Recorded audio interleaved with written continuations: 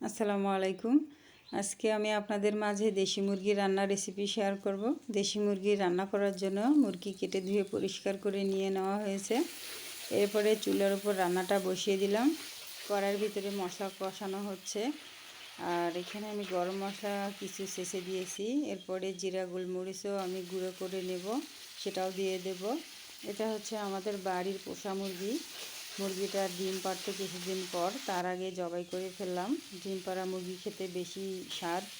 আর হচ্ছে এখন মশলা কষানো হয়ে গেছে। এখন মুরগির মাংসগুলো মশলার উপরে দিয়ে দিলাম।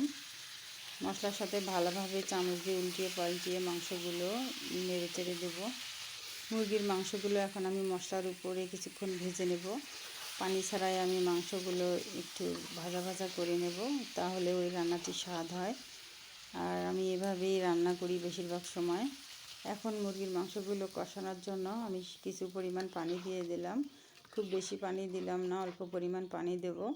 এখন ঢাকনা দিয়ে ঢেকে দেব মাংসগুলো ভালোভাবে কষানোর জন্য। কিছুক্ষণ পরে দেখলাম মাংসে পানি কমে আসছে। এরপরে আমি কেটে রাখা আলু দিয়ে দিলাম। এগুলো হচ্ছে পাকড়ি আলু। আর পাকড়ি আলু দিয়ে দেশি মুরগির মাংস, এটা তো অন্যরকম একটা মজা। যারা খেয়েছেন এর স্বাদটা তারাই বুঝতে পারবেন। এরপরে যখন মাংসর ভিতরে যখন পানি শুকিয়ে আসবে, এরপরে আমি পরিমাণ মতো ঝোল দিয়ে দেব। এখন আমি ভালোভাবে তরকারিটা ঢেকে দেব। যখন দেখব মাংস সিদ্ধ হয়ে গেছে, ঝোল গাঢ় হয়ে গেছে, তখন আমি নামিয়ে নিলাম, একটা বাটিতে নিয়ে নিলাম পরিবেশন করার জন্য। দেখুন রান্নাটি কেমন হয়েছে। আলহামদুলিল্লাহ অনেক ভালো হয়েছে রান্নাটা। যারা খেয়েছেন সবাই বলেছেন। আপনাদের কাছে আজকের ভিডিওটি কেমন লাগলো সবাই কমেন্ট করে বলবেন।